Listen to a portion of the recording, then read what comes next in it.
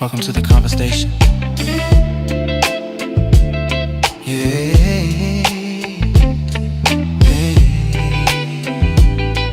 Listen. Every voice got a story to tell. Every truth got a place to dwell. From the heart to the mic, let it shine through. This is the point of view. Let's talk about love and loving what's real. Open minds, open hearts, that's the deal. No matter your view, we can find something new right here on the point of view. The point of view. Ooh, the point of view.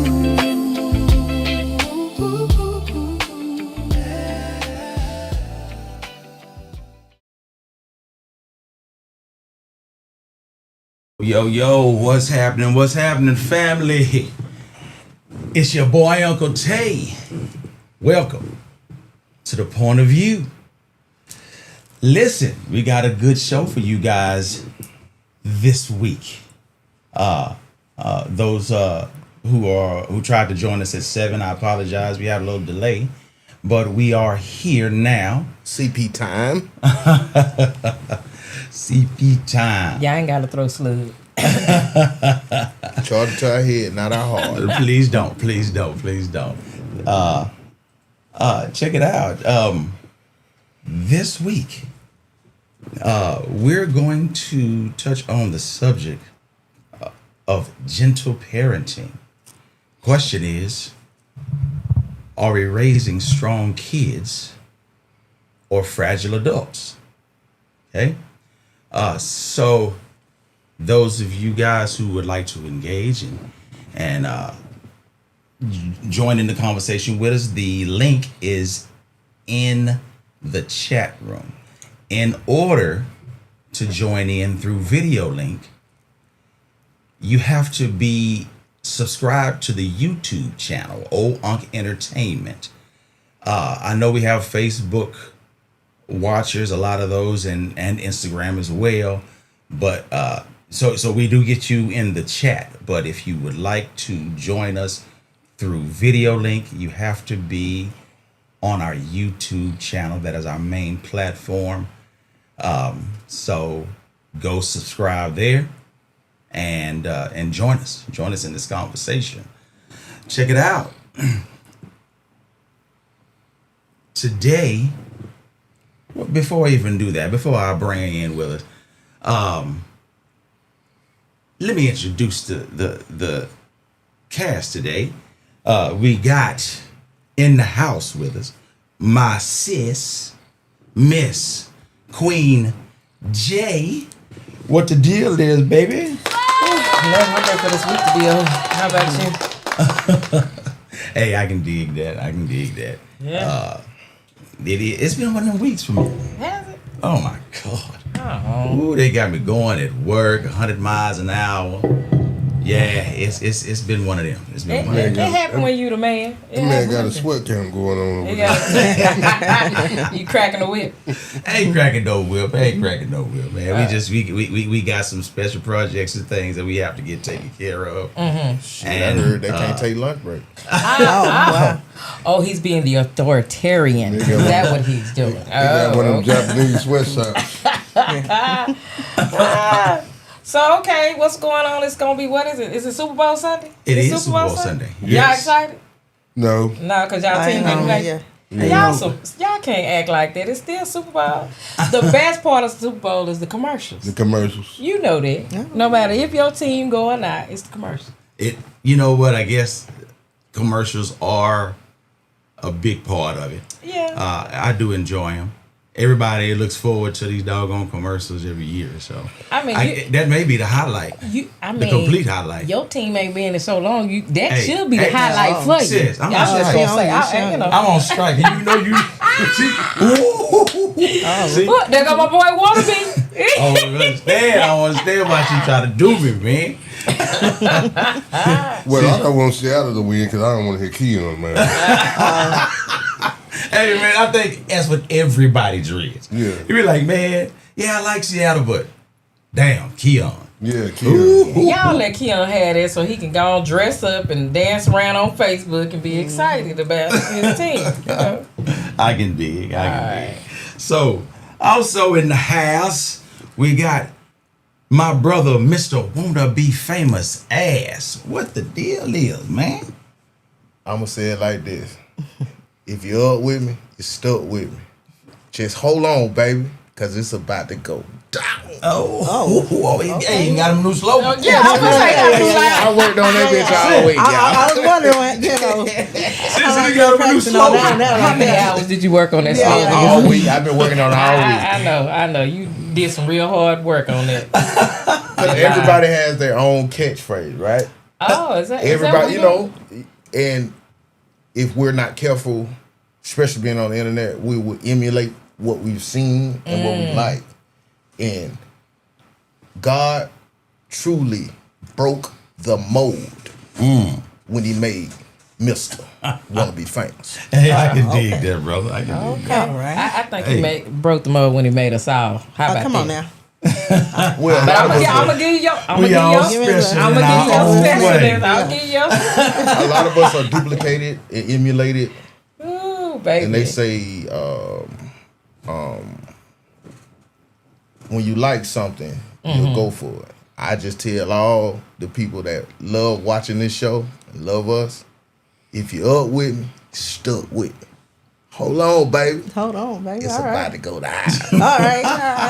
I like it. I ain't gonna mess with you, but it did sound like you just stole 3 different ideas and meshed them all And put them together. But together. I'm Leave not them gonna alone, start. sis. I'm not gonna start tonight. Hey, also in the house, we got our boy, Mr. Soup Jane. What up, bro? Man, another day. Hey man, last time we had y'all, you were half asleep. They hood you out of the show. They held me out today. They That did it barber again, did huh? some wonders on your ugly ass over there, boy. You look Oh, good my over there, God. shining. Look at it. Say, Look at I good it. every day, huh? Hey, don't pay attention. You look Look good, at brother. it. You look good, brother. Yeah. Every day. We all Every look day. rough at 6 in the morning. We all look rough, right? My boy came in and said, I'm going to the barbershop. That's what's happening. Hey, Wannabe was on one time, leaving out the other day. Not one. He ain't never on one time. He had to go get cleaned up What, for did tonight. I? You know. You know. Did I? I got a standing appointment every Thursday, baby. Because you on the point of view. Every Thursday. Yeah, Every yeah, Thursday. Old lady say, only time I take a shower and shave it. Oh, no, that's a problem. That's a problem. But damn. Don't tell nobody We else got to that. work You on and that. me. Yeah, we have to do. Give you a You little don't coaching or work from something. home. You work around others, so Yeah, you yeah, need yeah. to be He gonna clean. tighten up. Get your hygiene I up. say, are you jealous? He's going to be a main example of what we're talking about tonight. Hey, You know. I can tell you that means I need to stay away from him at work. Yeah. Yeah, man. Yeah. Hey, we also have our sister from another mister, Miss Carly. Yeah. What up, girl? Hey. Well, there she is. There she For the go. QP, what they say, stay ready so you don't have to get So ready. you don't have to get ready. That's But, what they you know, say. we working on it. We working on it. Ain't That's that what's right? Yeah, happening. yeah. Everything been good with you? Well, it's as good as it's going to be. Okay. Oh, yeah. Yeah, you No still complaints. looking blessed and Hey, everything. well, yes, can't complain. Once Good you to see you in the new year. I ain't Yeah. seen you since last year. He ready for me, huh? But you know, Sit your ass in last okay, so we can cuss because you know I get on that ass. I ain't scared of you. I'm glad they put me look next here. to you, but we gonna be right. We gonna be straight. Look here. today. Oh, We yeah, y'all talk gonna be about right. kids. We I We want gonna that talk about shit kids from today. tonight. Yeah, all right. We gonna try. But you know I gotta mess with He though. said- You ain't really glistening like you normally be glistening. What's going on Yeah, with yeah. that? You don't want to talk to me right now. You want to wait till we get out there. I'm around married women. Oh, okay, all right. I tone that shit down. You can't be shining around other men, women, and shit. Okay. I'm Okay. saying. Well, So my sis, boy said he only glisten That's all right. Listen. when it's open season. When it's Yeah. open. See, you know what? We might have to change the show to Thirsty Thursday just for Oh, my that's brother. gonna be Damn some sure good be stuff right Thursday there. in the bitch. Oh, It be man. Thursday. Hold on, wait a minute. Let me. Yeah, no. I'm gonna stay to myself. Cantaloupe. I'm gonna leave it where it's at. Cantaloupe. Let's We're say- glad that you made it tonight. Thank you. Check it out. All right now. We also have a sister with us joining us in tonight. We have a special guest. Who that is, Hopper? Who that is? She is joining us. Her name is Tanya Cheatham. Okay. Oh, okay. She is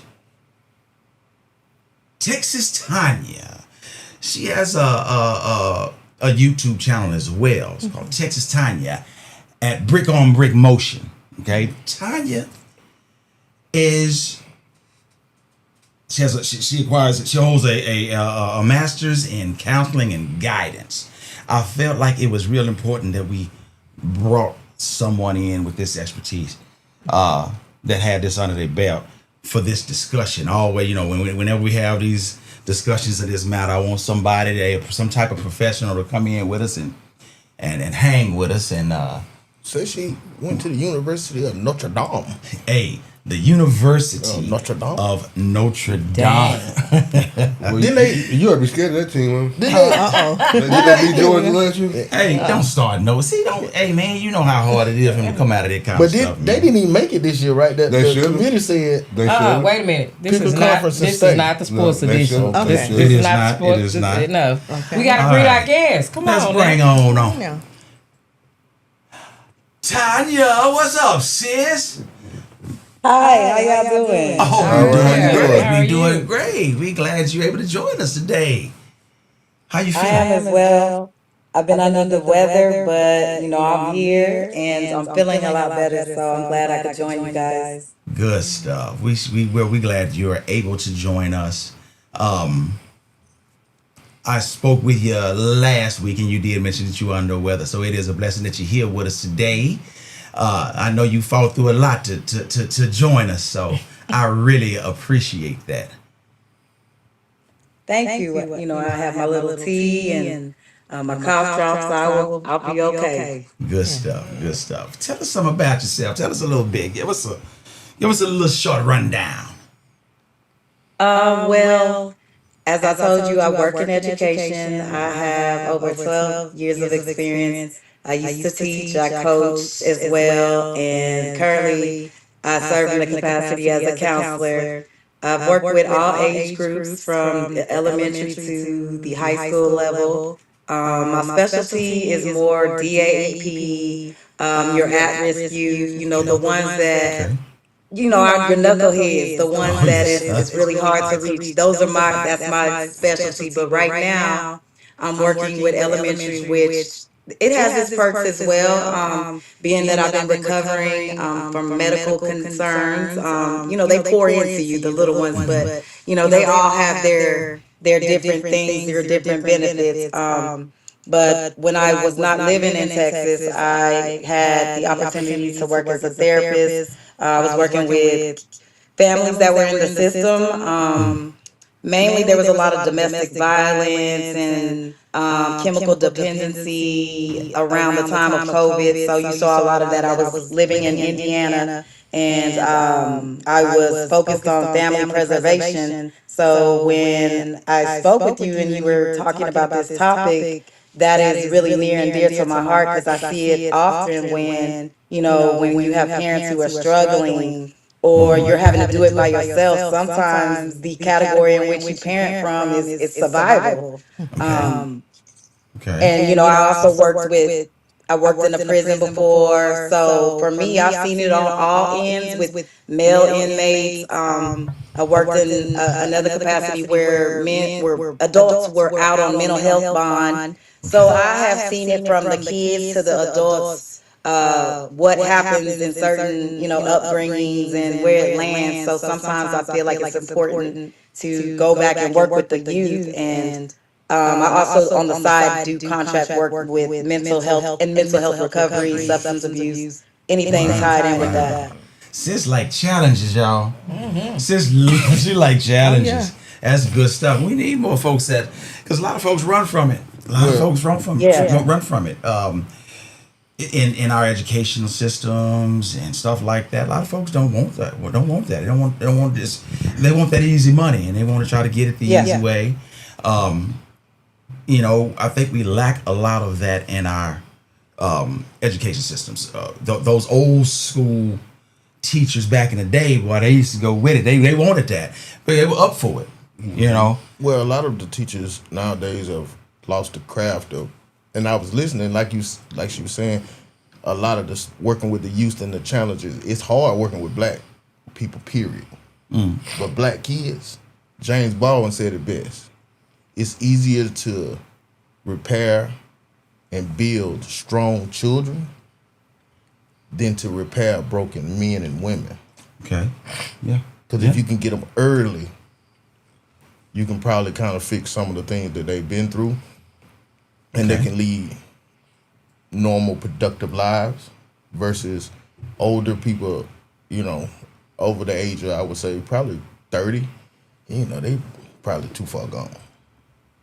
We gonna find out. Yeah. We gonna find out. But first, we want to say at least thank you. Thank you for doing the work that you do. Because there are so many who are not able to have someone who is eloquent enough to stay in the education system and try to preserve the families and help our children and those mothers and fathers who are not prepared to be parents.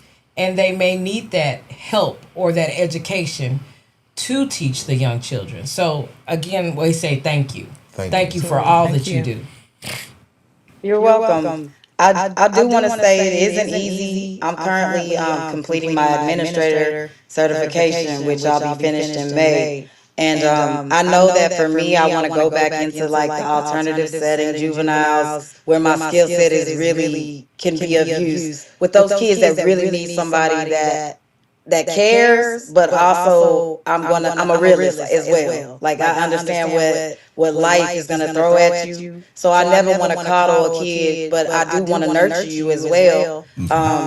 From a whole different lens, just so to say. So we were going over research and statistics last week, and for some, I'm not really sure what is causing this, but we obviously know there is a shortage of teachers right now.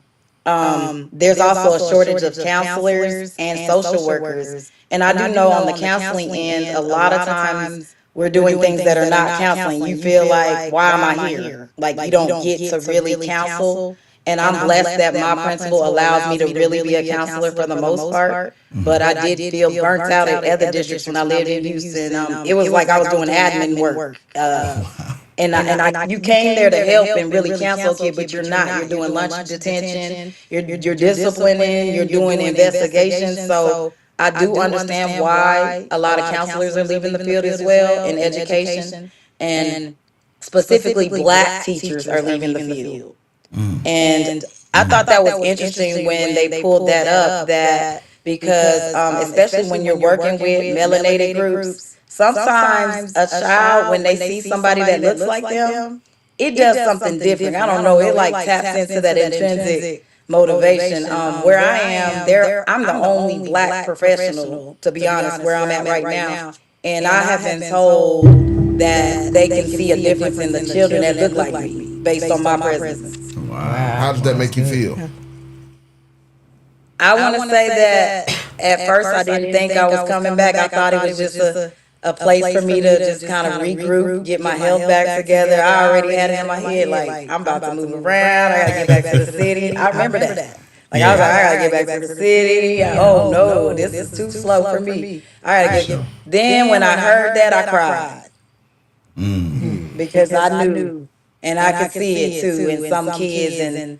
And I don't ever want to get to a place where you're living because, you know, I know that God has a purpose for me. And sometimes I do start feeling like, am I making a difference? Am I making the best use of my gifts that God bestowed in me for the best use of, like, I could reach so many more other kids if I was at a different capacity. And that's what prompted me to go ahead and get the administrator license. Good stuff. All right. Well, tell you what, let me go to see what you cooking. Glenda, she's with us again. She's so faithful. What's up, girl? What's happening with you? Oh, she's showing out. I see you, Lamont. I guess you flexed. She talking about. You got your arms out. Yeah, she's talking about. Yeah. She's trying to jump. She's trying to go in on me because I got the guns out today. Yeah, I do. Leave me alone, man. Don't start. Y'all check this out. I got 2 videos I'm gonna play for you guys. I'm gonna play one first.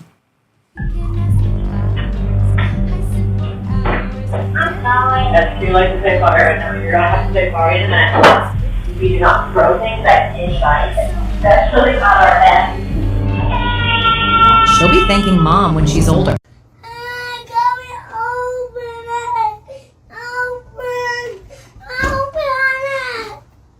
Hands are not for hitting. When you're ready to use your inside voice, you can talk to me. Laura Lane. Hey. Can you use your inside voice? No. We don't need to yell. Hey, no. Hands are not for hitting. We don't throw stuff. Well, we can go inside when you're ready to be nice.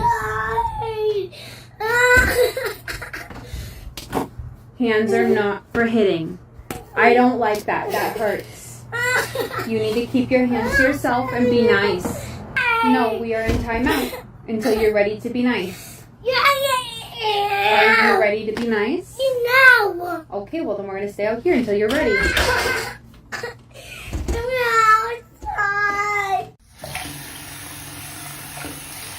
it off. Turn it off.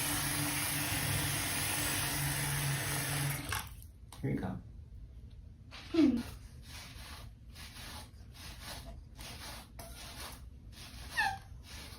Okay, only spray this, okay? Spray down there. Good job.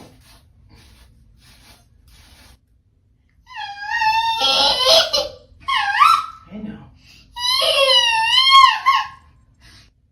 Take a break.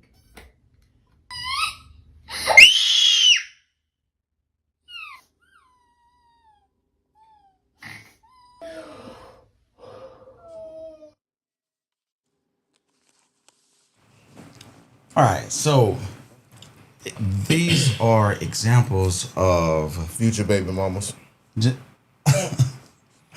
of gentle parenting. Those are examples of gentle parenting. Sis, what'd you think about what you saw? Well, that was definitely different in my year coming up. As far as the reactions of what the parents done, you'll be lucky if you really had your parents around. So we all have different stories and come from different places. Personally, as far as the young girl throwing and hitting her mother, that is definitely unacceptable. But I think in these days, how parents are parenting now is completely different than how it was back when I come up, because at that time, a lot of the children were raising, we were raising ourselves then, and the kids still are now. It's just in a different dynamic because it was more of, what would I say? We got more social skills pretty much with being at home, watching our parents cook and, going outside to play or whatever your parents told you to do. You did whatever they told you to do. And that was just the bottom line. It wasn't no, and I'm going to hit you, or you just did what you were supposed to do because everybody was working together as much as you could as a family. Nowadays, it's different because you don't really have the parents in the house as much as they used to be, or they don't really have the time as much to invest anymore. And then also the kids now, and even though I know these are younger kids, I believe the parents now are teaching their kids to have a voice.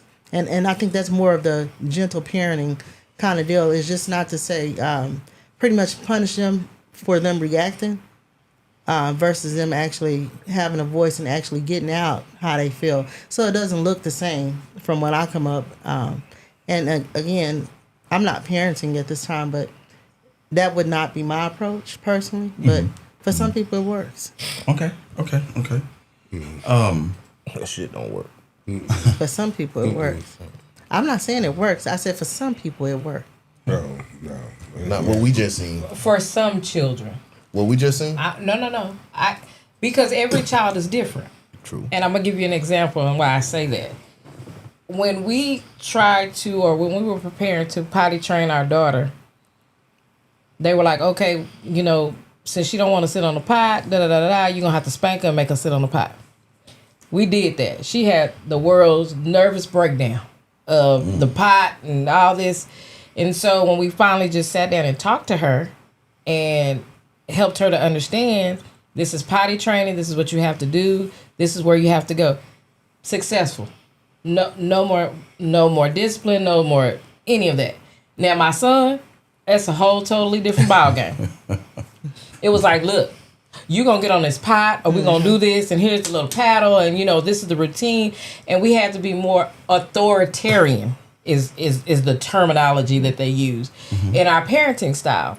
So I'm not gonna say I'm not saying gentle parenting doesn't work, but it has to be supported by some type of structure, even if it's the authoritarian structure along with the gentle parenting. Because I understand about giving a child a voice, that's great, but there is still going to be some type of discipline with giving you a voice. And we all want to raise natural or children that are healthy and happy. And growing up in our day, no, you didn't get a voice. You got told what to do, how to do it, and that was it. Don't ask me no questions. You do what I say, and not what I do or whatever they used to say. But I think now parents are trying to change that dynamic because of the way we were raised, right? Without that voice. But I'm not going to say they shouldn't have a voice, but there also should be consequences. Because, honey, if that child would have threw that chair at me like that, you don't have to worry about time out. We going to have to worry about something else. You would have got snatched up. All right. So I want to go to Tanya here in just a second because I want to get some clarification. 1 sec. Let me do this one.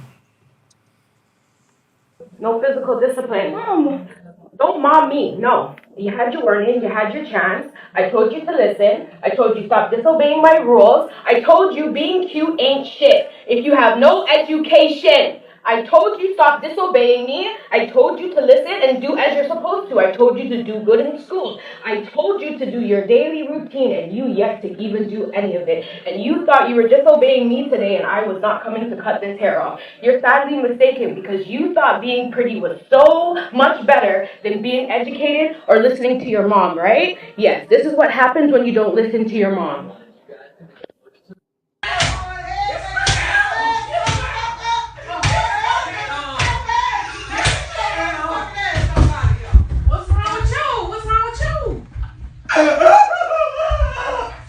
What's wrong with you? What you did? What the fuck you want some more? You want some more? Come your ass down the door. I ain't doing that. No, you ain't. Come on. You know, why does everybody have to check me? That's who you talking to. Huh? Who are you talking to? Do not play with me. I am the wrong one and you know that. Do you understand me? Everybody don't have to calm it down. Do you not understand what I'm saying? No. Do you not understand what I'm saying? Calm it down. Do not play with me. Brooke, stay out of that. Stay out of that. Don't play with me. I am the wrong one. Do you not understand me? I said. Honey, baby, can you pick up this mess? We have people coming over. I'll do it when I'm done eating. How about you do it now? People are gonna be here in like an hour. I said I'll do it when I'm done eating. Haliyah. Why are you talking to her like that? Talking to her like what? I'm telling her to pick up this stuff. People are coming over. That's not how you ask. What do you mean? Pick up this fucking stuff right now! Your dad asked you to! Not you, dumbass. Okay. I think that's more in the lines of authoritarian. Yes, it was. Parenting. Okay. Tanya, what from your experience, from your just dealing, what's more effective? It's more necessary. I want to say that typically when it's done correctly, gentle parenting falls in line with authoritative parenting. The first video that I believe you showed with the child throwing the, and she had the gentle parenting title up, that was gentle parenting gone wrong. Consequences, you don't negotiate the consequences. It was like she forgot that part. She stayed calm. That's a part of it because once you're unregulated, then you're demonstrating to your child that it's okay to lose control. It's okay to crash out. And from the other side of things, I see parents that do that a lot with their kids. And as far as the, lose control on their kids, and those are the kids that are very aggressive. And those are the kids, especially at a young age, they don't know anything. All they know is to emulate what they see. And just from the other ends as well, like I do believe that gentle parenting, it requires a regulated parent. If you're stressed out, if you're not sleeping, if you can't keep yourself under control, it doesn't work. And also, I think, I'm not sure which one of you spoke on that about, you used that with, I believe, your daughter when you were getting her potty trained and you explained it. That actually is the most effective manner because it leads to emotional intelligence. A child is able to identify what they feel and and they have a capacity as adults to be like functioning, and just successful and embedded into society. But like the research shows that people who come from the old way, where it's my way, the highway, and you just get hit with no consequence, with no explanation, those are like the kids that have high anxiety. They have low confidence. They have a lot of issues. Like they do. We think it works as short term compliance. Like, yeah, they're gonna be compliant because they're scared of you right there. But when they're at school or when they're out in the world, those are either the people that snap out and lose control because they finally have a voice and they're free from you, or they're like so anxious and they lack independence later in life because they weren't able to develop that. They were being controlled and coerced. Whereas when you're operating from gentle parenting and you're doing it right, you're calm, you're regulated, you're setting in the standard, there's expectations.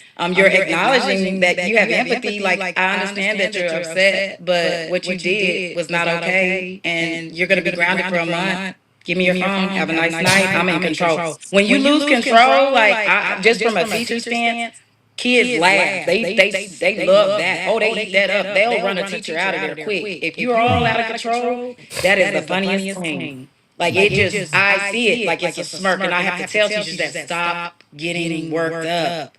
They see it. They see it in you. Like, and even when I'm frustrated, I have to really deep breath. I have to breathe. And sometimes I will raise my voice, but I don't let myself look out of control. I'm firm. That's a whole difference than being out of control. I might raise my voice like I said, be quiet. And then I pause, and I'm not going to debate with you either, because then it allows it gives them an opportunity to say something back. It's just I'm gonna say what I say and turn around, and that's it. And then I'm gonna follow it with the expectation. If I said that this is what's gonna happen if you talk again, thank you, leave the room, see you later, love you, and that's it. I'll see you next week.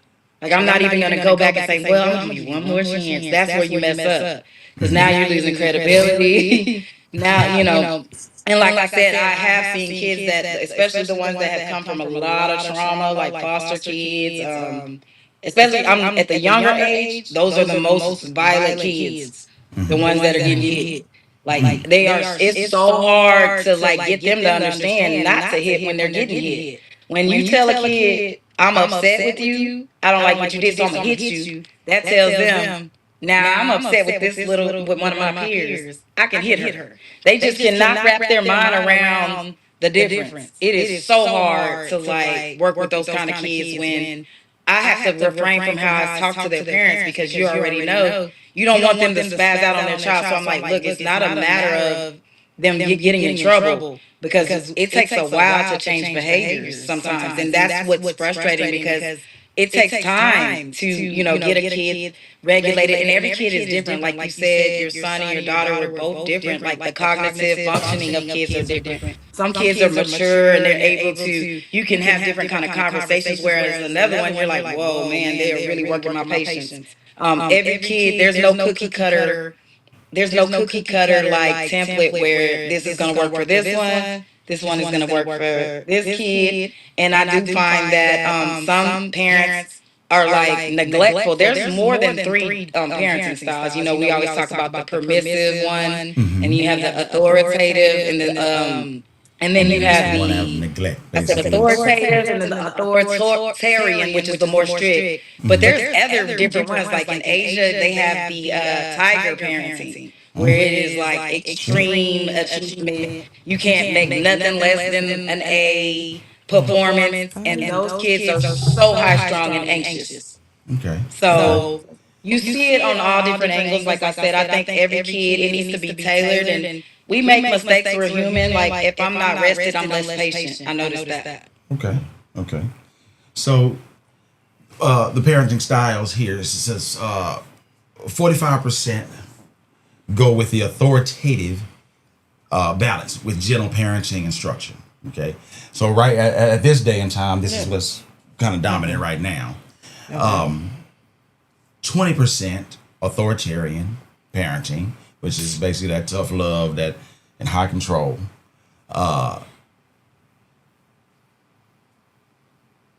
Permissive, 35% is what they said. Is what I It's read. pretty high.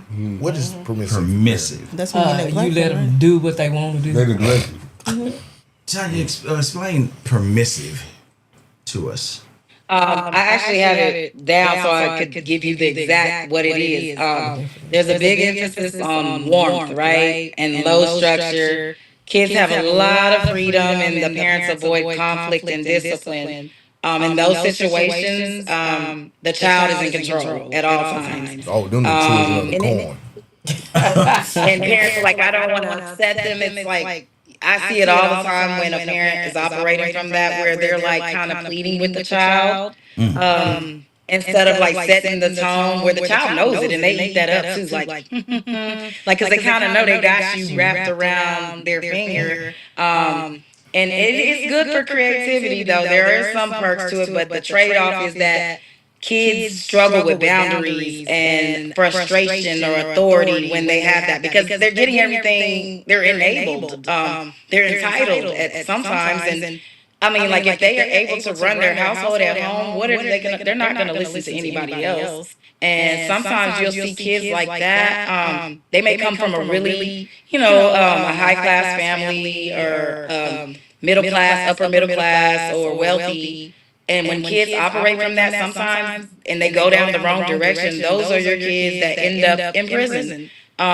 Completely outside of their element because they just did not expect it. They were given everything. They didn't think there would be any consequences. Gotcha. So when them children told no, they turned into school shooters. That's what she was basically saying. Right? I don't even think they turn into school shooters. I wouldn't even say those are those kids per se, because that's a whole different other makeup. Those are like your kids that are getting bullied, that are like kind of just like isolated. But like these are your entitled kids. You're like, whatever, I get what I want, and like they have Is that everything more like under their tree. the parents that are friends with their kids? Yeah. Yeah, that's what I figured. Okay. I know somebody like that. Sue James over there. So, I was raised in an era, and most of us up here were raised in an era where authoritarian was the dominant. Okay, that's especially in the neighborhoods that we grew up in, the environments that we grew up in. I didn't spaz out. We didn't spaz out. I kept an ass whooping. I'm gonna tell you. I kept an ass whooping. And my mom, my grandmother, my aunts, they didn't play. They didn't play. I got my ass whooped at school. The teachers were allowed to do that. Yeah. Okay. So when I raised my children, certain ones, I got, certain ones, my oldest daughter, she probably spanked her once. Okay, just out of she got into something, she did something, and she scared the shit out of me. So and that was my reaction, and fear that she was going to harm herself. Okay, so I just, hey, listen, you're not gonna do that anymore. My youngest daughter, other than potty training, I never spanked her. got my other two that I did.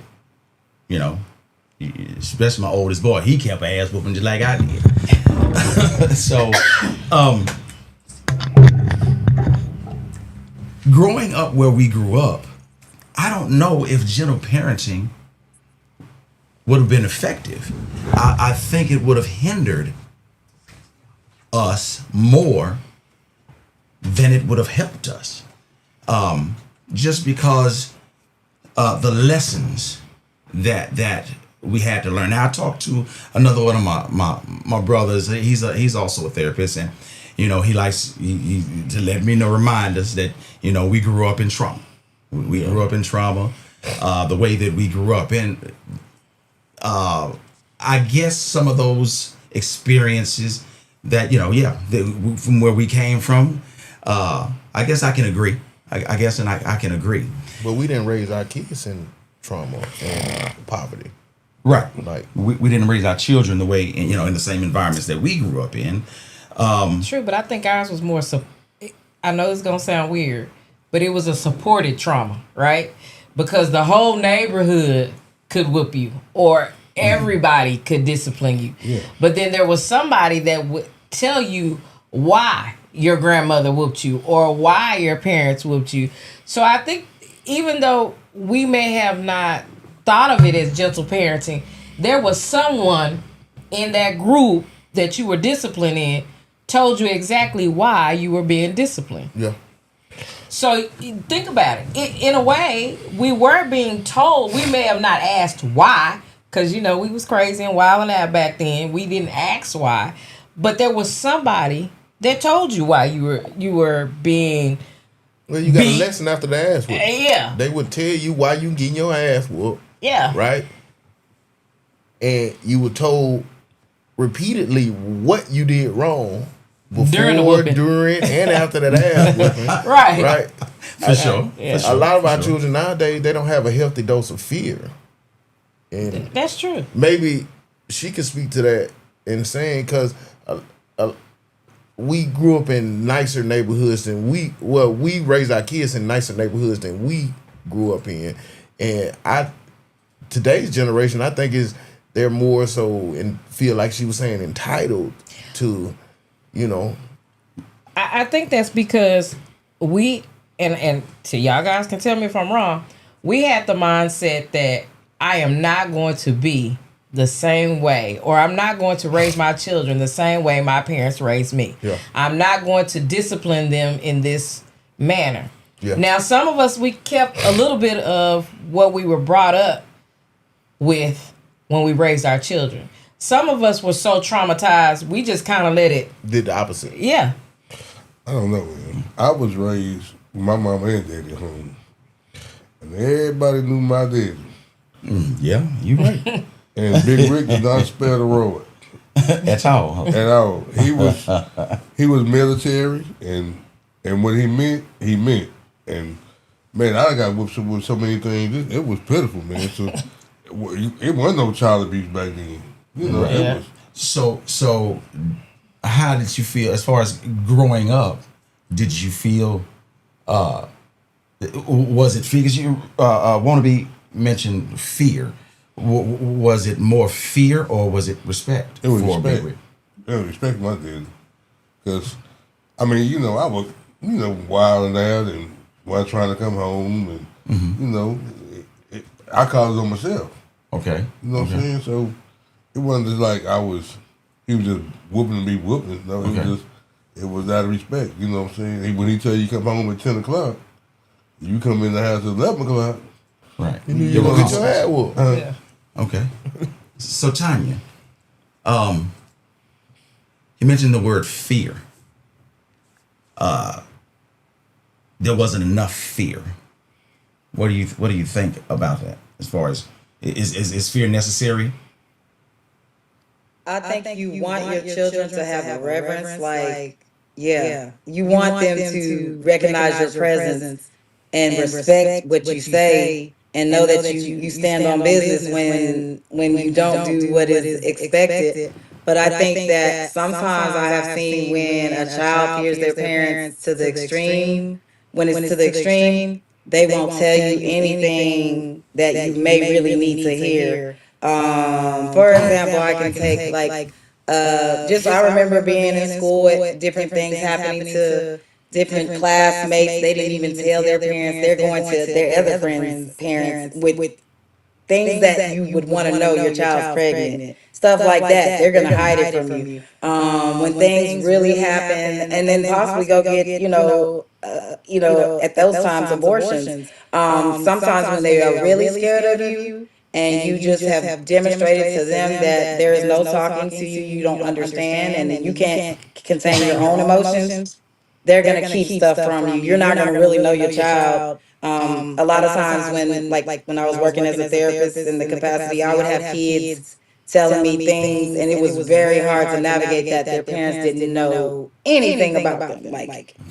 And sometimes parents think they have an idea of who their kid is. You have no idea at all because you have created an environment where they do not feel safe.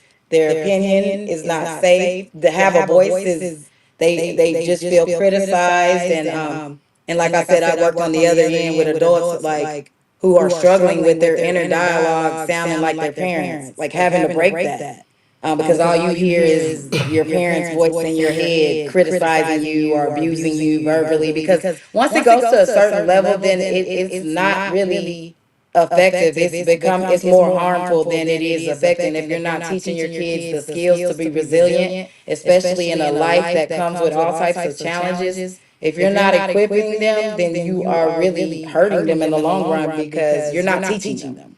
If you're not teaching them, like I don't know how effective it is in the moment when when I'm hurting, getting physical pain, that I'm gonna actually take in this lesson. Yes, it's gonna work short term, but outside of that, it just, if your child is a deep thinker and they have a higher intelligence level, they're not gonna really respect you. They're gonna follow what you say right then. But then they may just not keep it. They're gonna keep distance when they're an adult. And that's what I see a lot. Like when you come from families where it was excessive, and like I said, like sometimes things do happen. Like I said, and I do know, like in the old days, that parenting style was necessary because if you didn't follow the rules, you may be lynched outside. So I understood why in the old generations why they were like, you're gonna obey, because if you get outside of this house and something happens to you or you're in the wrong neighborhood, and somebody finds you, they're not gonna they're not gonna be kind. And we also know we live in Texas where, black people make up, well, I think we have the second largest prison, population, second to Louisiana.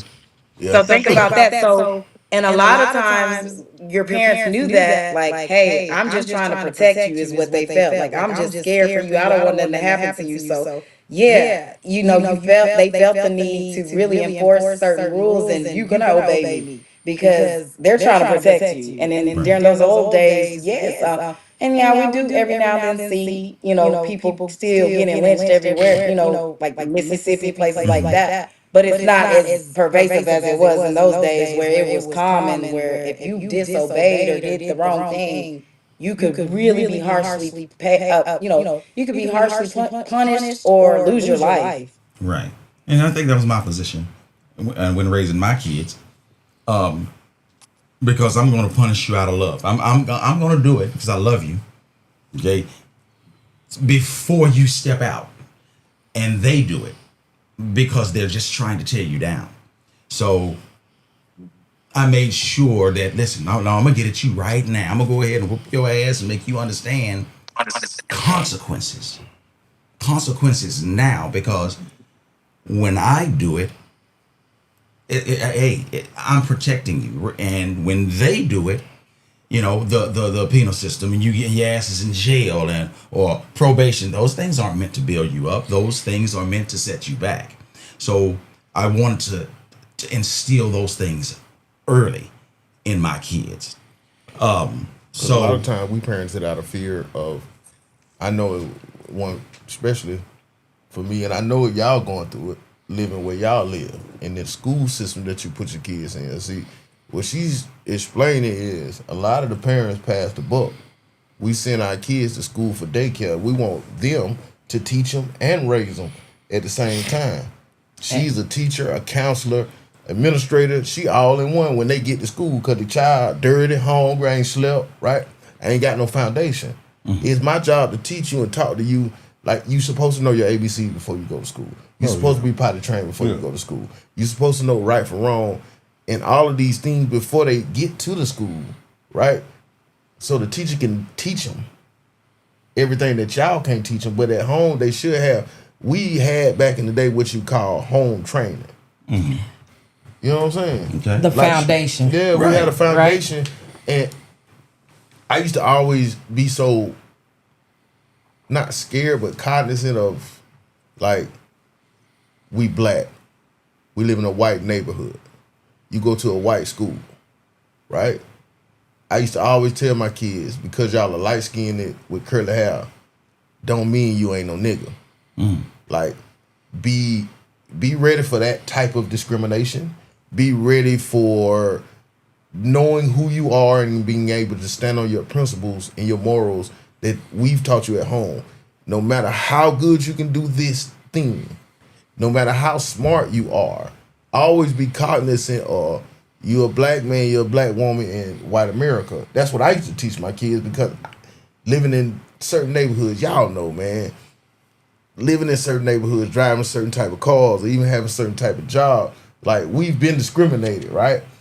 Not so much more as a lynching, but we don't want the system to get a hold of our kids, or we don't want our kids to succumb to the peer pressures of trying to hang around these other kids.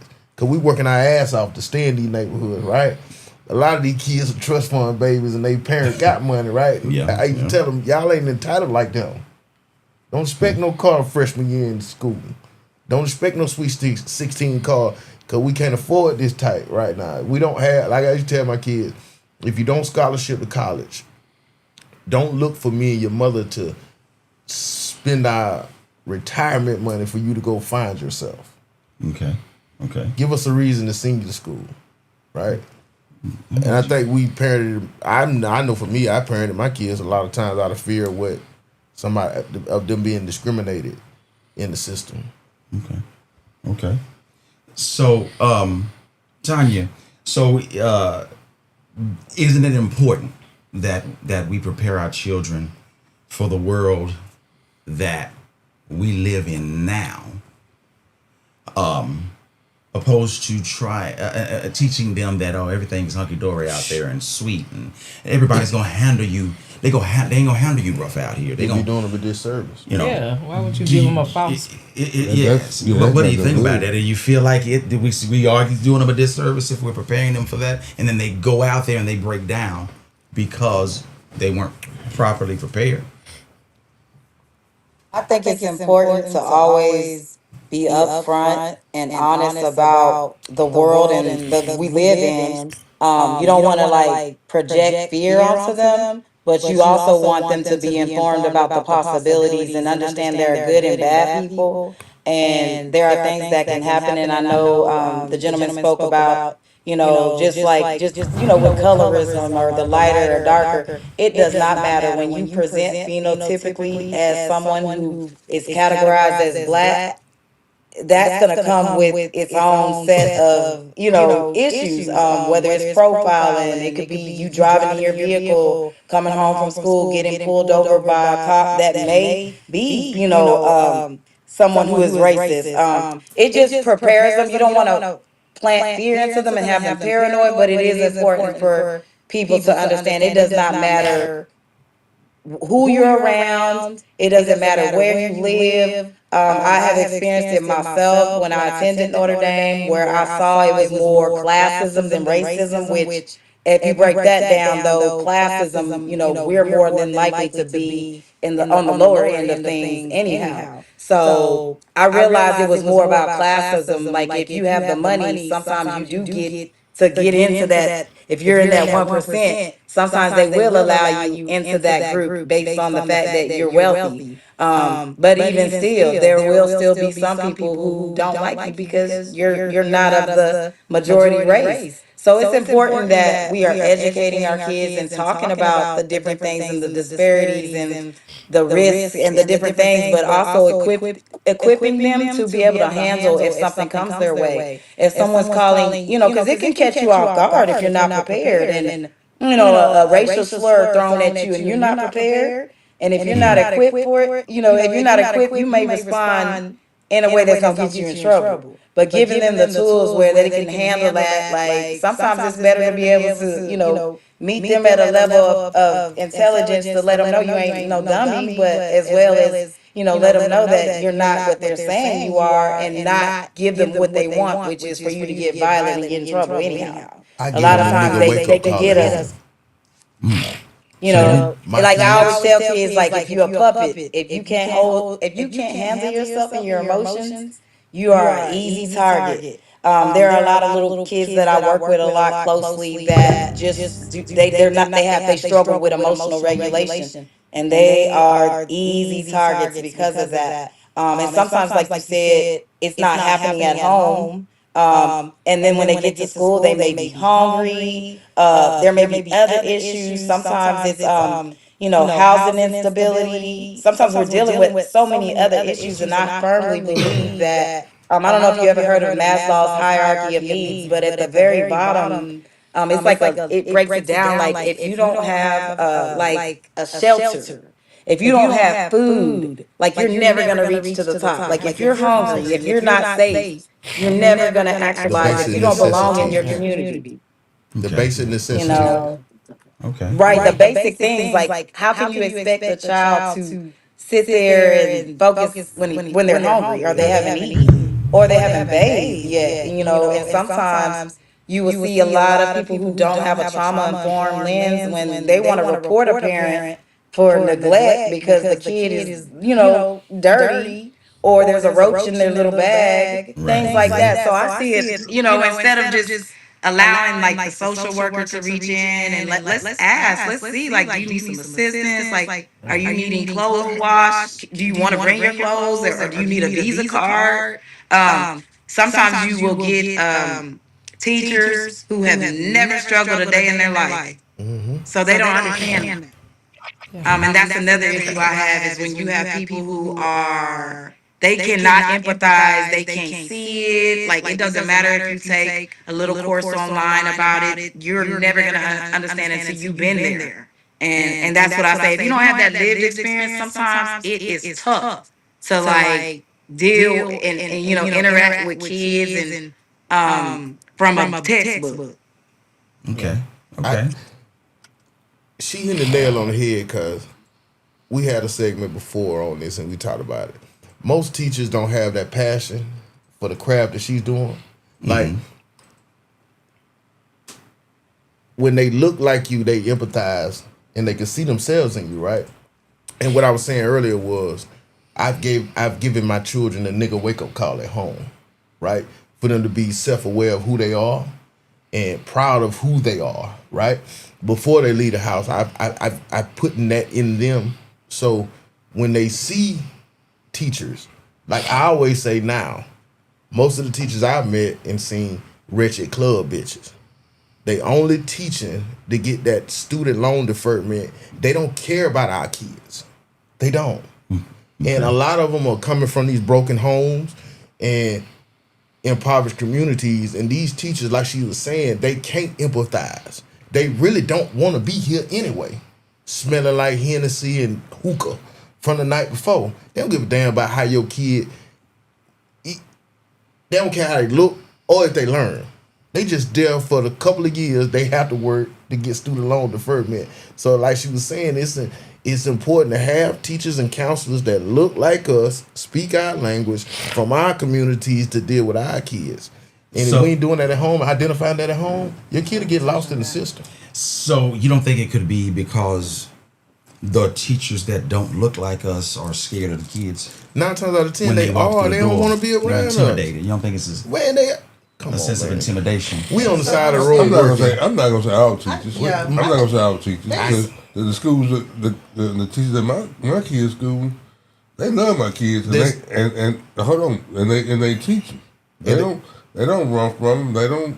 It's not like Because that black is scared of them? Yeah, No. but that's one school in that system, right? Those teachers in that school system. And your kids aren't difficult to deal with at all. No. See what I'm saying? Yeah. Because what happens at home. Exactly.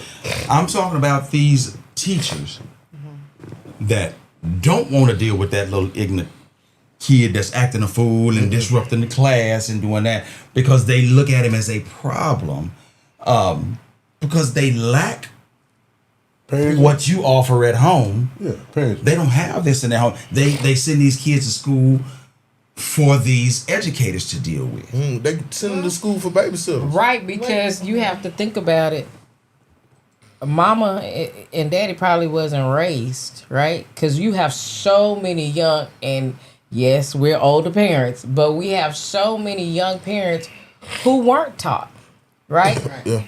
To teach or educate their children. So that's why we run into so many issues at the school, is because I didn't know how to raise you. So I'm going to send you to the school, and hopefully teacher so-and-so can raise you or do a better job. But then when you're acting up, she doesn't want to call your house because she already sees your behavior. So she's already prepared to deal with your parents' behavior. So yes, you have a lot of them running out of the system because they already see what you are showing in the classroom. Now, back in the days when you acted up, they already knew, well, Miss Jackson gonna come up here and tell your tail up. You had support from home. Right, because they knew you had that support. So I think it has to start back at home, right? And if we want the teachers' support, we as parents have to go up there, find out what our kids are doing, and support the teachers as well. I'm not saying not supporting your children, because I know sometimes teachers lie on the kids, right? And they, they'll say anything so you'll discipline your children at home or whatever the case may be. But a lot of times it's little Johnny in there acting up, and little Johnny needs some discipline at home to help that teacher to educate him. Okay. Well, and I like to add to that because I heard quite a few things. One, first, hearing our counselor talk about being burnt out, and it's not a lot of counselors that are still available, and I can understand that because it's only so much one person can take on to. And then Ronnie, or wannabe, I should say, How dare you? I said that, but I hadn't finished. So anyhow, what I was saying is that wannabe had made the statement of the younger ratchet teachers, ratchet club bitches. Okay, stop right there. Exactly what I said. Stop right there. But then you turn around and you also said they came from broken homes. So being a person who understand and look at things different, you shouldn't even address it in that way of a wretched club bitch. Because we talked about them respectfully. Because you said about them coming from a broken home. Then talk about them being ratchet. Then talking about them on the school level that their kids don't have the control or the discipline. And then also having the teachers and the counselors that are not available. But it started well before they got to the club.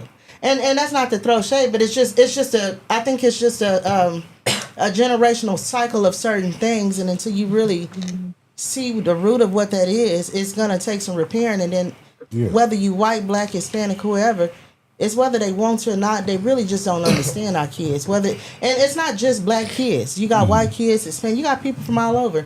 It's not just one race of kid. It's a disciplinary end of things, or like you said, just the nurturing end of what happened from the beginning of things. So when you talk about soft or strong parenting, I could say generationally from my family, we was always taught to be strong. Meaning you can't cry when you start crying. Oh, you don't have time for that. Okay. Get up. No, you didn't have time to rest. You didn't have time for that. So you just need to keep going and going and going and going and going. And then all that whooping and beating and discipline and all that stuff, really that instills fear in you. And so when you get older as an adult, you got people disrespecting you and running over you and not promoting you and all kind of stuff or whatever, because you sitting in the corner saying, I'm waiting my turn. You scared to speak up because nobody ever gave you the opportunity to have a voice. And now you older, what you supposed to have a voice now? You supposed to understand. You understand? So it's so much. I think it's just so much that's tied into this whole conversation, and it's not just one piece. I think it comes from just a multitude of disciplinary. To clarify what I was saying about the Richard Club bitches, I've raised 5 children in the school system. I have grandchildren in the school system. The education started at home. My children were functioning enough and aware enough to go to school and tell me that this teacher is not teaching them. It's not. They was able to articulate it because of the education we gave them at home. And right? that's good. That's where it should have been My from. grandson can articulate when his teacher is not doing the right thing. Mm-hmm. Like, it starts at home. And I've seen it. My oldest child is 31 years old. From me seeing that from all the way up to an adulthood in school, I've seen the kids thrive. Because I always taught my kids, you got to work twice as hard to be just as good. Like I said, I gave them a nigga wake-up call at home. So they already had their moral principles and values. They were able to articulate it. And I've seen some scumbag, low-down, dirty, rotten folks in school system. But you agree? You don't have many people like this woman here with a heart for our kids and a craft. Because I've seen it through the CPS. Okay. I've seen it through the juvenile. I've actually seen it through adult and federal, right? You don't have, most of the people that don't look like us, they don't teach. They teach at our schools in lower income areas. They don't care about these kids. They don't. Well, I mean, sometimes you I can agree with that, man. Yeah, and they underpaid Like at the school that. system, So no, it's in like, the school system that your kids are in. Yes. We also lived in that area. Yeah. Our kids did very well in that school system. Cause I would say my But it's kids, one kids, school system. What I'm saying is, as a whole, your kids are two children. The rest of America in these impoverished, lower income communities, these teachers are not teaching our kids. Okay, but you keep hold on. You keep They're attacking the teachers and saying they're not teaching. It's not. But their as a job to parent, are you going into that school and finding out? Are you trying to be aware of the situation and the education? When it was my turn, I would. When it was okay, when well, it was my children and like other kids I mentored, and been around. I have been to schools. I've been to school so much that I didn't have to show my ID. Okay, so what did you do, or what actions did you take as a mentor, as a father? Having conversations with them and letting them know, showing them what they was getting. I'm talking about the teachers. What actions did actually you pull the take? kids out of the well, actually we were talking. Did you go to the PTA Yeah, meetings? yes, Did you yes, go yes. to the counselors? School Did board you meetings, go to stuff like that? Yeah. All of Okay. that. We did well, all then of that. So now is your time as an influencer or someone who is out there. This is your time, your voice to say, we've got to take back what we've lost in the educational system, because we as parents, even though you don't have kids in schools now, you have grandkids, you have to put your voice out there and say, this is what will change the system. Because you can't say that XYZ, and I'm only talking about a small group of individuals, because I have a wonderful cousin who's a counselor who she's in the same situation as Miss Tanya, because she is tired of the administrative part of being a counselor in the Dallas area. She wants to be a counselor. That is what she is paid to do. But because the lack of counselors and teachers, funding for schools. She's in a no. It's not funding. It's not that, because she's in a very ritzy area. Okay. It is the lack of teachers wanting to be teachers. Yeah, they don't have craft that actually care to be in the school system. I mean, they've even asked my aunt, who's 70 years old, could she come back to be a counselor? Point blank. And she's, been retired for years. So you have to use your voice, Point right? blank. Because someone, even tonight, someone may hear your voice who never even thought that they needed to attend a PTA or a school conference to figure out what's going on with their child, because that's true. I need to know, as a parent, I may not know that my discipline or lack of discipline is affecting my child. And if I've never been told to come sit down with a counselor or a teacher, how am I supposed to know? Well, I think that's... Hold on. I have a question for Tanya. So I ain't even let y'all go back and forth across my face. You so jealous, Uncle Tay. Oh, we were getting into it then. Yeah. You gotta break it up. Tanya, they'll start up. They will start. But my question is it better for kids to experience natural consequences versus imposed consequences? I think it is important for them to be prepared and, already have, like the resilience and those skills that come with understanding that things are going to happen in the school setting. A lot of times what I'm seeing, because I'm from the counselor side, I used to be a 504 coordinator, is sometimes there are things going on, underlying issues with a child, and the parent is not coming in to advocate for their child. Yeah. So you're not there for the 504 or the ART or the IEP. And now a child may be getting, an emotional regulation. Now you're falling under SPED when you may be really just neurodivergent. So there's a lot of different things I'm seeing, whereas sometimes the parents are not coming in to advocate for their kids, especially specifically, the minority kids. I was actually identified as GT at a very young age, but I also had a diagnosis of ADHD. Now, had my mom not been active and always there with a presence, they possibly would have had me labeled as a behavioral kid because I was real hyper. I was blurting out. I'm trying to answer the questions, really. It's just, I'm bored, I'm not challenged. I see it often where kids who exhibit the same behaviors as me in the wrong school setting, you're a behavior problem. Whereas because my mom was there, she's advocating, she's making sure my accommodations say that I can stand in the back of the room, which is okay. I'm not disrupting nobody. If you don't have a parent that's advocating for you, that same another kid standing, you're in trouble. Okay. You're getting written up. Now they're calling admin because you're standing up when that's fairly common for somebody with, because people don't realize ADHD is neurological. There's things you can do to balance it out with sports and other different things naturally. But if you don't have a parent that's informed about how to advocate for their child, and many times I am seeing parents that lack the capability to advocate or even simply fill out something on the computer. I'm seeing that where you can give them a form and they don't even know what they're reading when the student will come back and ask you, and you'll tell the student, did your parents sign it so that you can get, access to resources? You're trying to help the kids, but because they are struggling themselves, they won't sign it. Or also because so many parents have like a distrust of school systems, a distrust of mental health providers, or any of that. It is really hard to get them to really buy in and see that I'm trying to help you, or I'm trying to help you to get into the right direction to get the proper diagnosis for your child. Because a lot of times I find that our black kids get diagnoses that I don't really feel are accurate. I think there's a lot of provider bias. Like I feel like there's a provider bias. Like many times I can look at a kid and tell that they're on the spectrum, really smart though, like high end.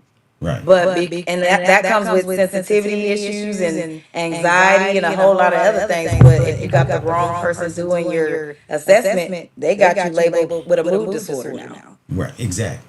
So you mentioned the ADHD thing. Don't you think that, Sue Jane, ADHD, do you think it's a new thing? Or no? I mean, did it just pop up? Or could it be the ADHD has been around for years? It's been around for years. Right. Been around for years. I think it's been around for years. I also think the food and diet has a role in it. Now that I'm older, I eat differently. Like I'm vegan now. So I noticed, like, based on how I eat now, I don't have to take anything, whereas I had to in the past because I was eating a lot of dyes, like the red dyes. That's the worst thing you can give Right. kids that kind of have that kind of hyperactive, the sugars, the overly processed foods, and what are we going to look? Typically, poor kids are going to eat all of the worst foods because that's ramen noodles and but it's been this way for years. But we We had But the friends thing, the that stuff was that's in it now is like even more. They were breaking down what's in McDonald's, like just the fries versus what was in it 10 years ago. It's like now they got like 30 different ingredients. These are like chemical concoctions. It's not even ingredients anymore in the chips and all of the different stuff. Whereas it's getting to a level where the food is addictive. It's like chemicals. So you And feel I like know it's more prominent specifically. now. You see that little fat Yeah. ass walking Because around. I mean, like I said, you had kids around years ago that were disruptive, and they probably, I think, especially me and Sue went to the same schools, every school together, and we saw some of them same kids that were bad actors and they acted fool, and and they probably would have been diagnosed. You got And they this time they were trying to give him Ritalin and yeah. So a lot of Well, times, then they probably had it back then. They called it ADD. You know, it's different now. And I probably had it. But you mentioned the regulator. You said, and I think the regulator was the ass whoopings. Yes. Because I think that was I think that's the difference. It was consequences for your The actions. I probably had it. I probably had it. I'm gonna say this. At my house right now, my kids say they mama is the mean one. I've always been the mean one. Don't say right now. So sis is the disciplinarian. Mm-hmm. I've always been, even with the older girls. Okay. Yeah. Corporal punishment. This the homie. That's the homie. That's the homie. Yeah. No. When it comes down to really discipline them, yeah, I'm jumping in. You know what? I'm baby girl. I ain't gonna say her name, but not the one at home. She used to say, "My daddy don't do nothing but sell wolf cookies." She telling it. Yeah. She telling you ain't gonna do that. Yeah. Well, in his defense, ain't no defense. most men with daughters, they can't really do no wrong in our eyes. Yeah, our daughters can't do no wrong in our eyes. Like we treat them like the women they want. No, we treated them like we would want another man to treat them. Yeah, that's what we showed them. And a lot of time it came with the selling wolf tickets. Yeah, and letting them get away, like But showing you- them how a man's supposed to treat No, you. but if but you with want my them son though, now I'm hard on him. I'm hard on my son because he's a young. He's a young becoming man. to be a young man. You don't want no soft ass little boy around. Yeah. him. And I have an analogy to all that, at least I think. So women, we understand what it's going to take for us to be, for our young girls to be women as they get older. So we typically be more harder on them versus the men. Guys, y'all more tough on your boys or whatever because you know what it is to be a man. Okay. And so, Yeah. you really give off the opposite of what the other parent gives. Yeah. And everything. It's one of you said we treat them like we want another man to treat our daughters. Like we teaching them how to be treated by another man. And that's the positive between when you have both parents in the house. If it's a healthy setting and everything, but just in like my everything I kids, just said. they don't even see me and their mama argue at home. If we do argue, they don't see it. Okay. We don't show them that. But Okay. I like to say I'm somewhere in between the two. On the soft end, gentle. I'm right in the center of it because I'm wiser now. I know what happened when I was younger and the things because I come from a large family. Y'all don't know if y'all know, but I have 16 siblings and I'm the second to the oldest of 16. But for many years, I was the oldest of all the ones other than my older, and so we were all completely different. Like Tanya had mentioned, as far as the ADD and stuff. I was labeled so much stuff when I was in school, but I was a street baby because I was in everybody's house, whoever opened the doors. Yeah. And so I was, when I was going to school, I was really trying to go for a break, for rest. I really wasn't learning anything. And so the teacher saw something was wrong with me, and truth be told, there was something wrong with me. I mean, I had a lot going on. But while most students were there, of course, learning and being friends and, doing what kids do, for me, in my mind, I was wondering, where was I going to go after school? What was I going to eat? Stuff like that or whatever. And it wasn't until I got older, honestly, out of school, me and Angela sometimes talk about this, but I didn't graduate with a high school diploma. I got a GED at 28. And then I went to school and got my associates and bachelor's and went to my master's, all that stuff. But I was able to I was in a different mindset then because now I'm older. Now I don't have all of this extra stuff going on. I'm more settled and things of that nature. But I had an aunt who fought for me because also whenever I was, the teacher tried to put me in special education. She told him no. She snapped off, and I was pissed at the time as a kid because I thought I really needed it. Yeah. Because class was hard for me. Yeah. You understand what I'm saying? Learning was hard for me. Comprehension was very hard for me, and so I thought it was something wrong. I did. But my auntie kept saying, "No, you go take your ass to bed or whatever. Yeah. Get up, get on them clothes. You going to school. You ain't getting no shortcuts." And she stayed on me throughout the years that I was in and out of her house.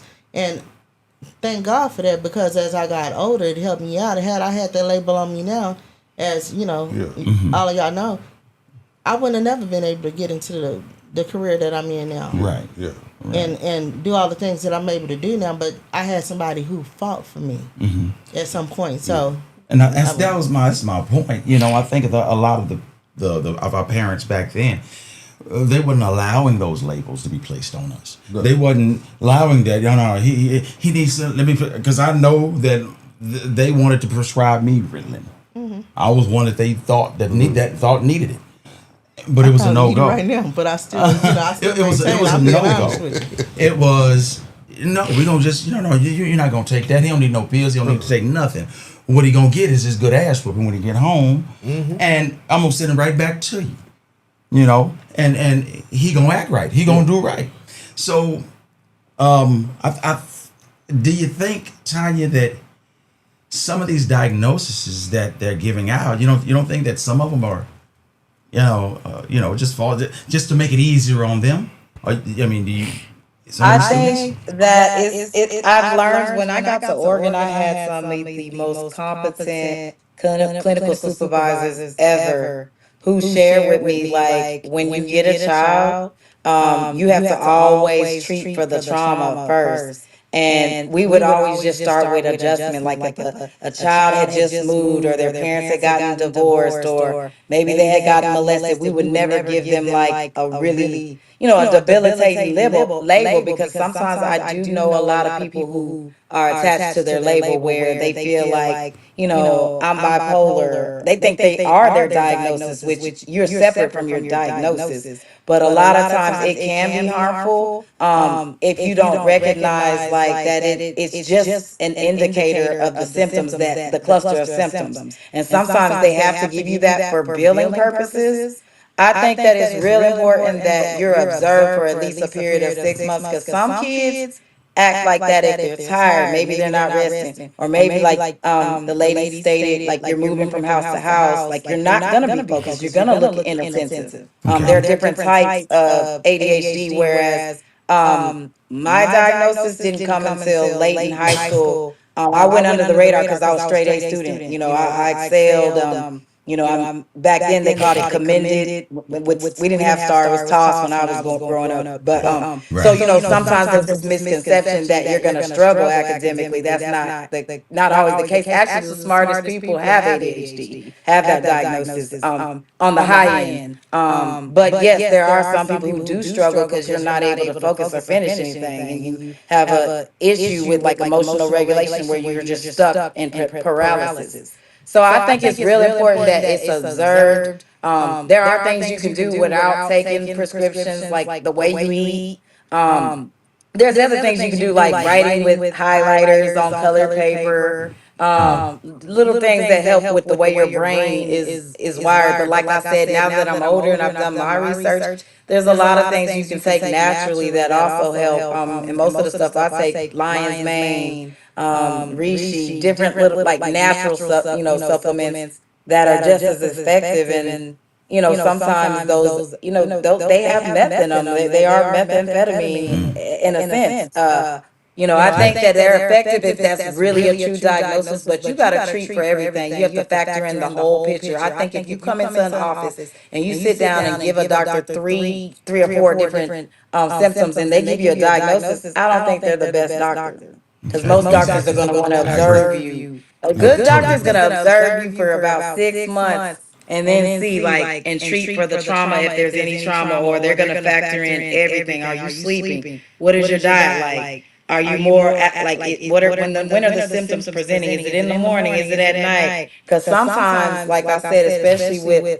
with black kids and minority kids, it is an inaccurate diagnosis, is what I'm seeing. Do you teach this?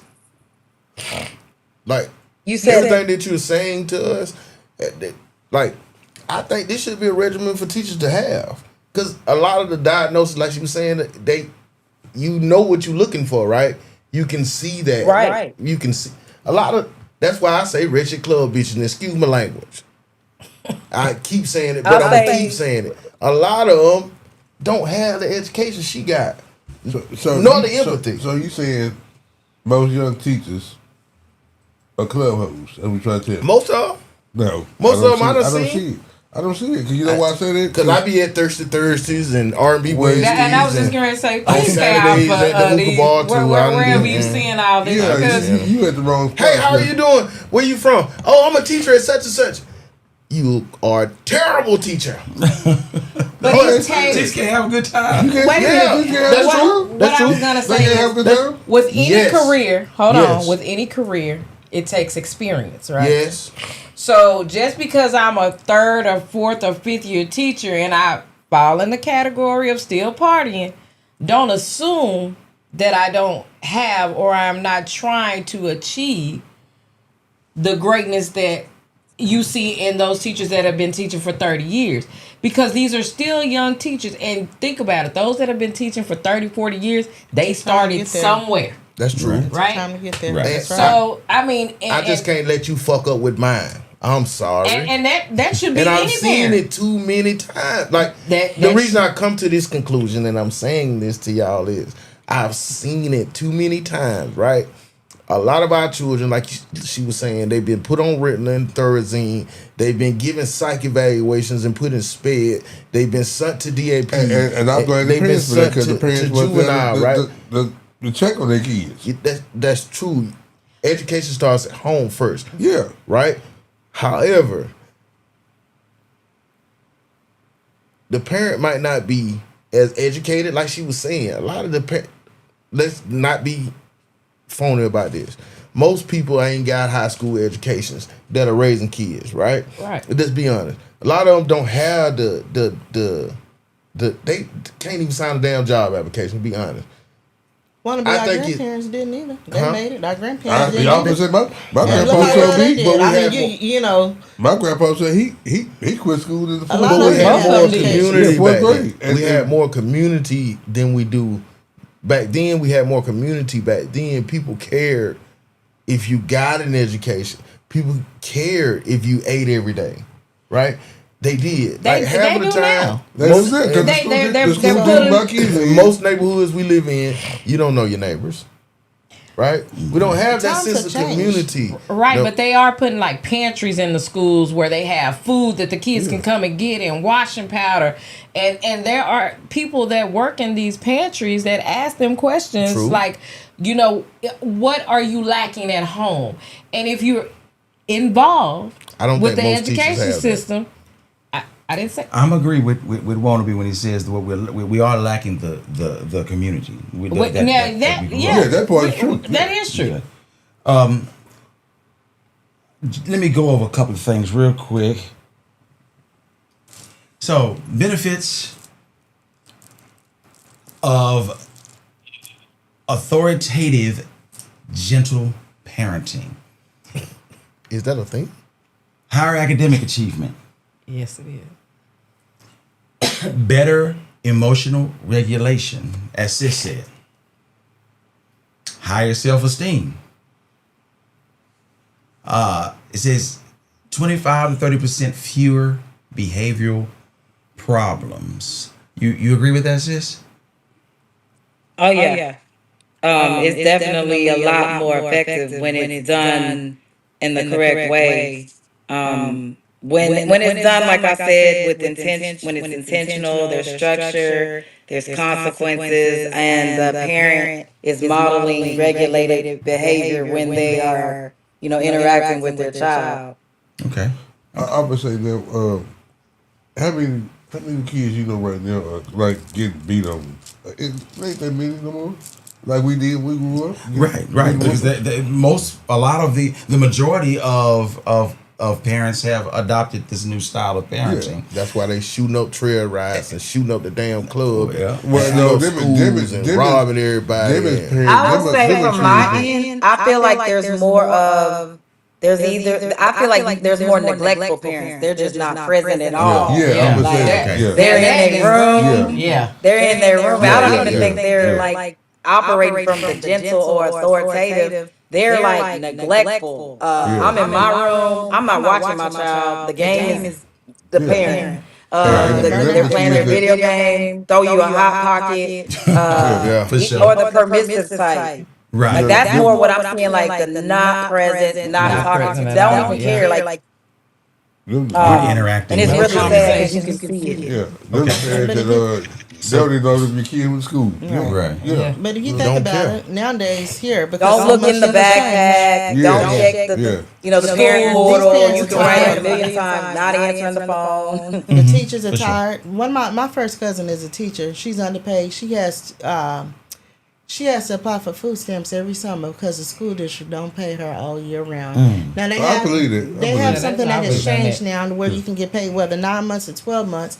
And if you're getting paid the full 12 months and they taking your 9 month salary and dividing it by 12, they're not getting paid that much. They're tired. They have all this curriculum. They do not set the agendas. You teach whatever they give you. Yeah. And that's that.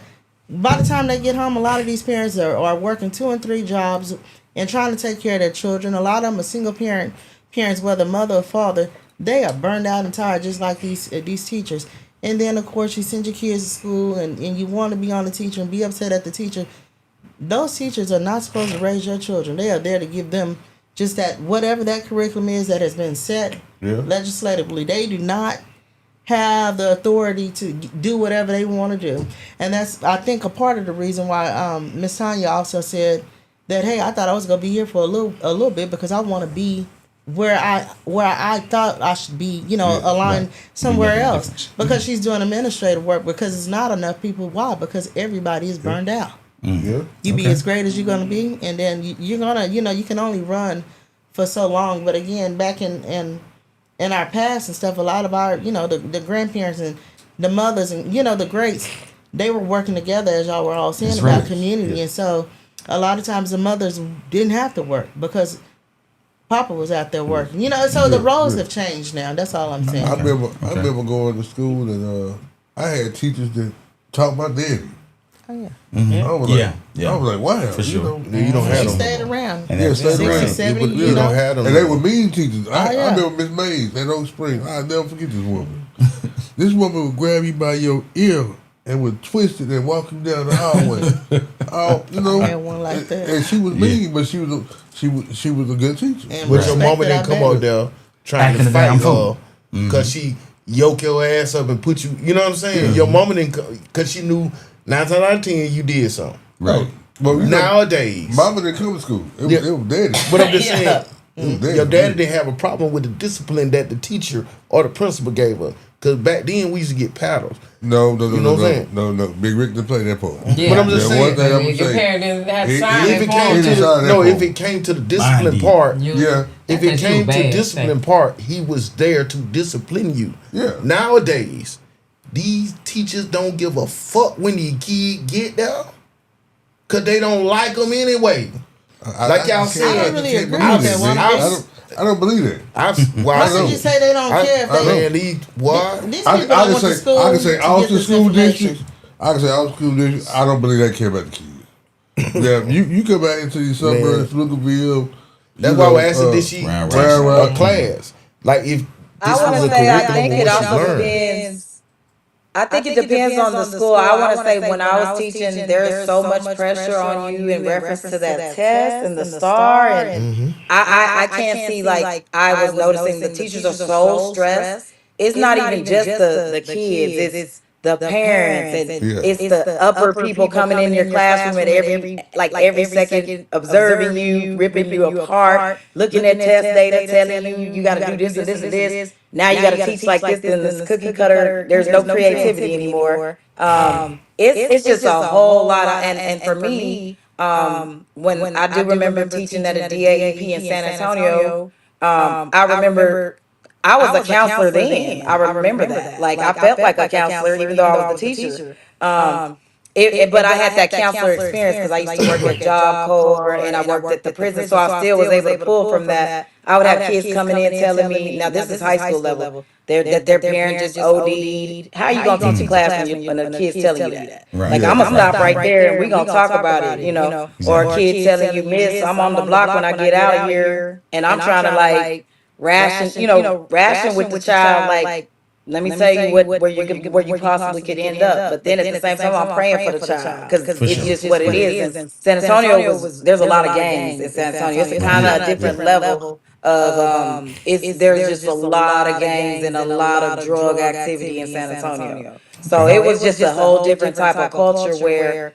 I would stop what I'm doing to like have a whole lesson about life. Life application, because you're dealing with a different type of population of kids that are like more than likely already into gangs, already doing drugs. Some of them were there for that reason. So I think it also depends on where you're at. Like a lot of teachers just don't have that ability to understand that, and you don't have time to deal with somebody's behaviors when they're already coming down on you about your scores, and Right. you may not get your contract renewed because of that. So do you want that child to come back when they're like disrupting the whole entire class and the parent doesn't even care? Right. You have to think, I think from all angles, like when you got a parent that's not involved, you're calling them over and over trying to get some kind of support. It's difficult. I do remember when I was at the DAEP, the parents were calling me at night. Like, hey, can you check? Because I was a coach at that time, so I had a different lens on. So they're calling me to get on their son. Like these are teenagers, because they had a lot more respect for me than their parents. So I didn't mind if it's gonna help. I had a few that turned their lives around, and I was grateful for that. But you got to understand, most teachers are already burnt out. They don't have that capacity to deal with some of that. They didn't get trained in that. You might get one, behavioral science. If you just went to school to be a teacher, you're not gonna have that insight. Sometimes they do trainings. I know when I was in other districts, I would do a training for the entire staff so that they knew what the look fors were, and they would seek me out, like, Miss Cheatham, come observe my class and tell me what you think. And that was real helpful because I could sit there and tell you, like, I know what it is. Like right off I can always tell you, like, sometimes it's like ODD, which is more oppositional defiance, like where they're just trying to test you. And sometimes like you just gotta, I'm one of those who's gonna build rapport with the kid. When you come in with me, I'm just gonna ask you about you so that you know I care. So if a kid doesn't think you care, even when I was a teacher, I want to know about you. What do you like? What's your favorite song? I'm gonna apply that to you. Like I taught English. It's Freestyle Fridays. Whoever, we gonna write 16 bars. Like in their mind, they think that it's really writing, but I'm just getting you to write. Right. And then okay, now we finna battle it out. And then at the end, who going up against Miss Cheatham? Most teachers don't You have gotta that. be creative. Right. These days, you really gotta be creative. These kids are on the computer all day. They on their game. If you ain't got that wittedness, I always say that if you ain't got that ability to like keep them engaged, you will lose them. Straight. All right. So She cares. check it out. Oh yeah, we need more. Yeah. When you check it run out. for school board, you can change the system. Here's the last Maybe thing. one day you never know, because I feel like you can't impact from the role I'm at right now, even though I see little glimmers of hope every day. I think you do have to move up so that you can put in place those systems, and you can provide those trainings and give that information to those teachers. And you have to sometimes go to the director level, the director of counseling, coming in, incorporating those interventions so that you can really impact a school at a larger scale than what I can do from my one, just me working with the kids. I can dig it. That way she can weed out all them riches. All right. So here's the last thing I'm gonna share with you guys. So Vocabulary. authoritarian parenting does have benefits as well. Benefits of I think authoritarian parenting. authoritative, yeah. If you're doing it right, but you're being consistent, you're still having consequences.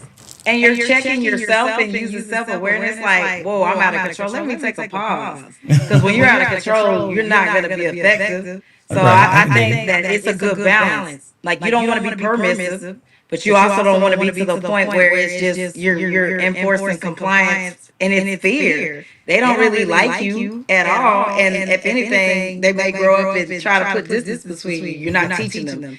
And sometimes, like I said, I see kids who are getting, I feel like their parents are bullies, so they come to school and bully too. They bully other kids.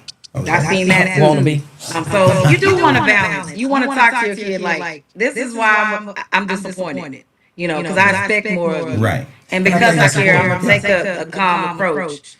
And I think it's just good to be in a balance. And like I said, every kid is different. You also have to find out what makes your child tick. Like, and take that. If it's that game, I'm taking that game. If and I'm gonna make you write an essay about it too. Like, because I want to know that you really process this. At the end of the day, you're gonna be real good in English. Yeah. I think I'm gonna whoop a little ass, and then I'm going to sit down and talk and explain why you got your ass whooped. Well, at least you have an open area of communication. Benefits. Builds authoritarian parenting builds discipline and self-control.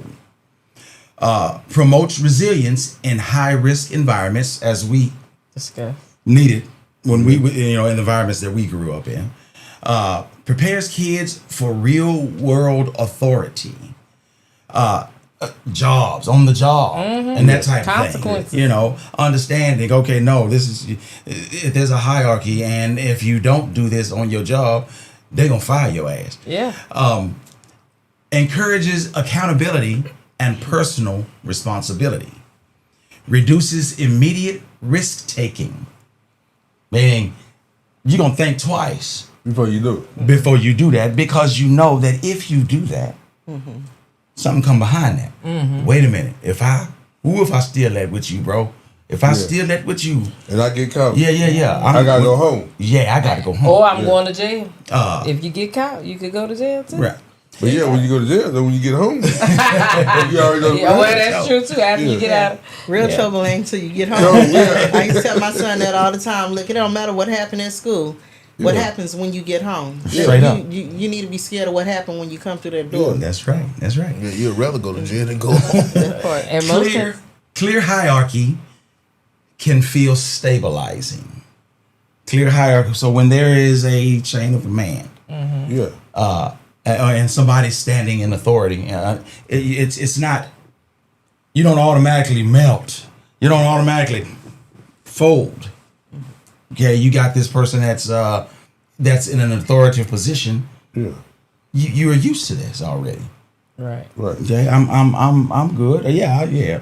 Okay, but you said what? You said what, Coach? You know what I'm saying? Coach said this right here, and he hollered at me and grabbed me by my face mask. Yeah. Okay. Yes, sir. I'm gonna do. Yeah. I'm gonna get it right. But I'm gonna tell you, man, what you just said. Parents don't teach these kids how to say yes, sir. No, sir. Yes, ma'am. No, ma'am. Kids they don't know that disease. It's a different time, bro. Yeah, it is a different time. Yeah. And it should be a requirement. But my kids know. It's a respect thing. It's a respect thing. Yeah. All right, so check it out, Tanya. We sure appreciate you coming in. We really, really enjoyed you. You shared so much with us, and these are things that, man, so many people need to understand and they need to know. Yeah. We need more of you in our school systems. We need more educators and counselors that understand and want to understand our children. Hopefully there's some out there that heard you.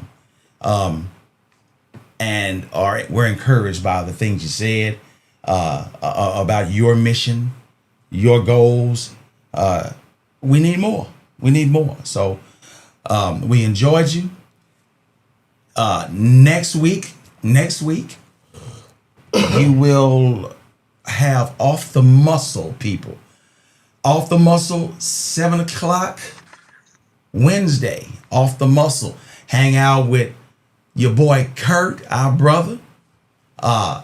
Next Thursday, The Point of View, 7:00. get back at us. We love y'all. Thank you for supporting. And we'll see you next week. Bye, everyone. Are you gonna be? Say that you're gonna be.